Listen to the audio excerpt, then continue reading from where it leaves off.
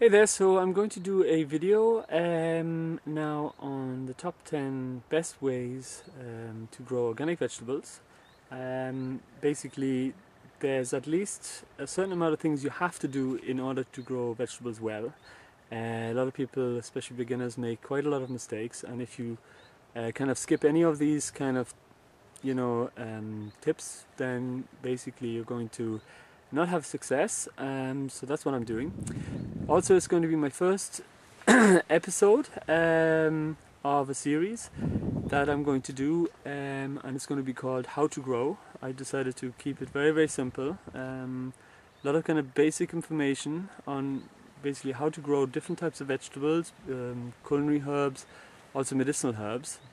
And that's because I really want to teach you guys really well how to do it from start to finish, that you kind of know how to kind of go about it, because I've seen so many people start the first year and they kind of get a bit disillusioned because they make too many mistakes. And having said that, mistakes are good. That's how we all learn in gardening. Don't expect to be a great gardener the first year. Actually, often the first year is very good, and that's to do with the soil. And the second year is usually worse, but don't expect to actually learn a lot until you've done at least like 3 years of gardening.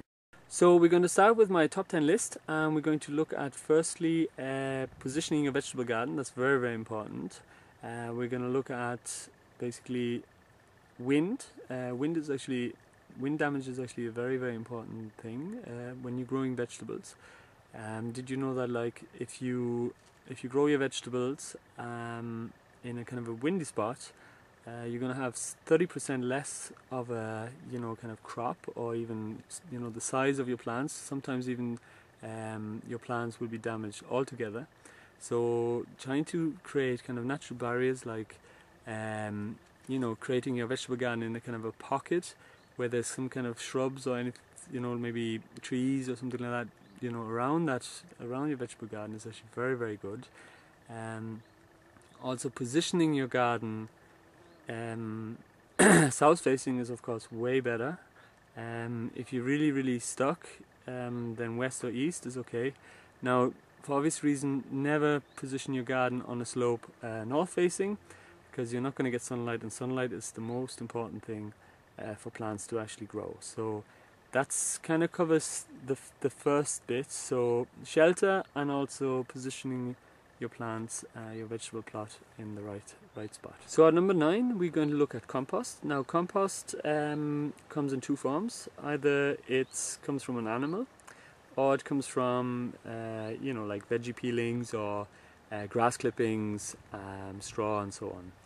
And what's really, really important is that you can actually make two different types of compost heaps. And one is a cold compost. It takes usually about a year. It's usually much better, has much more microorganisms in it. Now, if you're making a heated compost, it only takes about 6 weeks, 6 to maybe 8 weeks for it to be ready.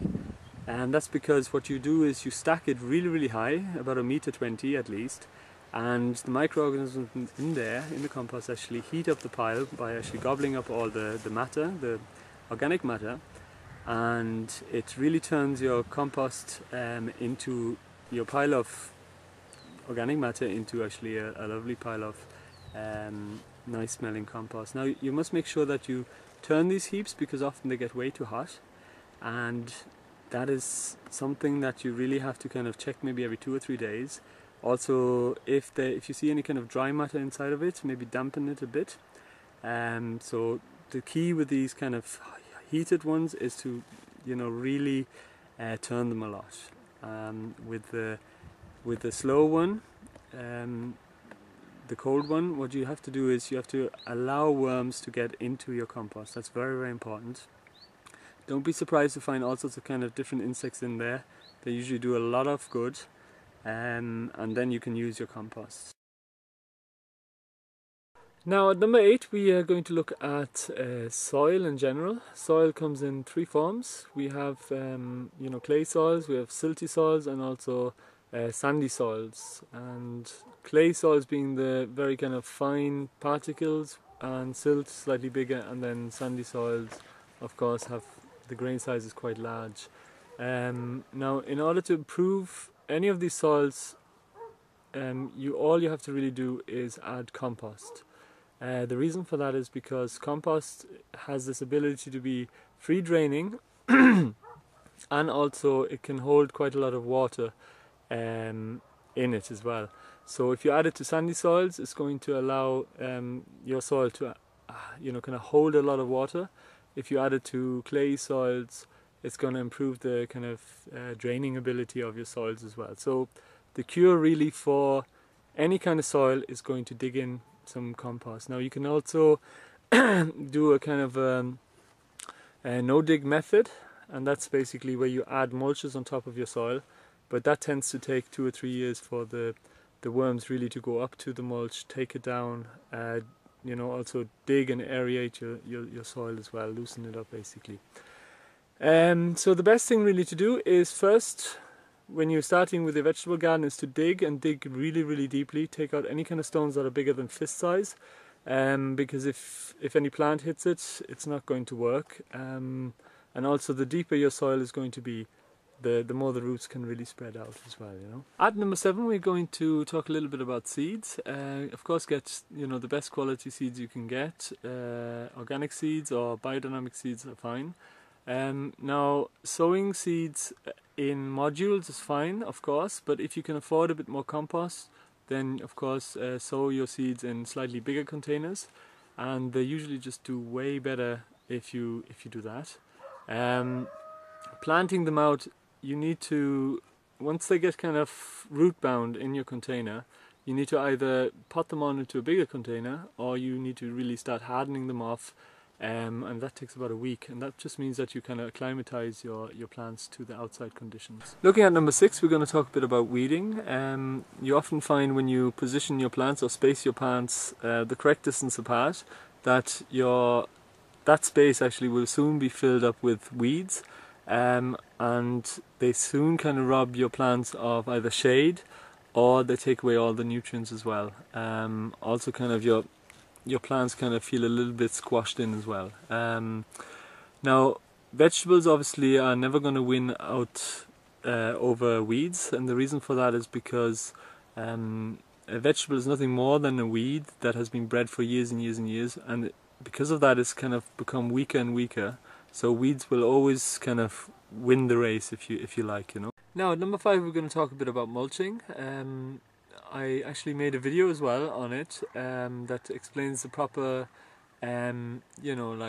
methods of mulching, different types of mulch.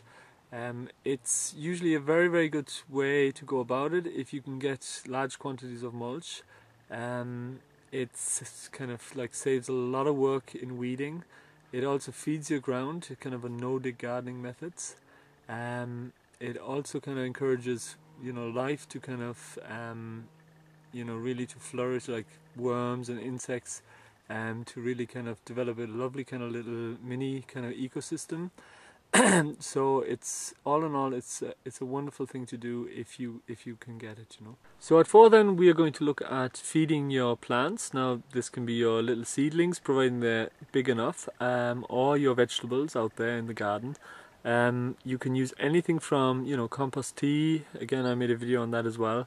To comfrey feed, to nettle tea feed, even worm urine is great to use as well.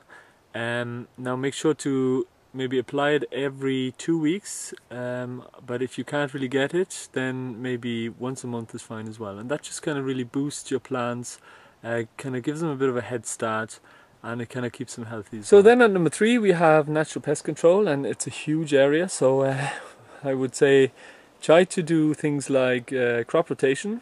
I made a video on that, so check it out. Also try to kind of create a lot of biodiversity in your garden. Try to plant lots of kind of trees or shrubs that attract kind of friendly, kind of predatory kind of insects that will gobble up a lot of aphids and different kind of pests. Also try to look at your garden every few days, 2 or 3 days. The reason for that is because if you don't check your garden, you soon notice that things will actually get out of hand a pest can get in very fast and eat up a lot, like slugs can eat up a lot of kind of vegetables in no time. So also aphids can become a problem. So really check out your garden, really look at your vegetables. That's probably one of the best tips I can give you. And you will soon learn all the different pests and diseases as well. So this kind of concludes the video. I know I said top 10, but I kind of left a few blank because I wanted you to maybe fill in the spaces. Just comment away, tell us what you think is great for organic gardening. Yeah, and I hope you enjoyed the video. Now make sure to like up this video as well, and thanks for watching.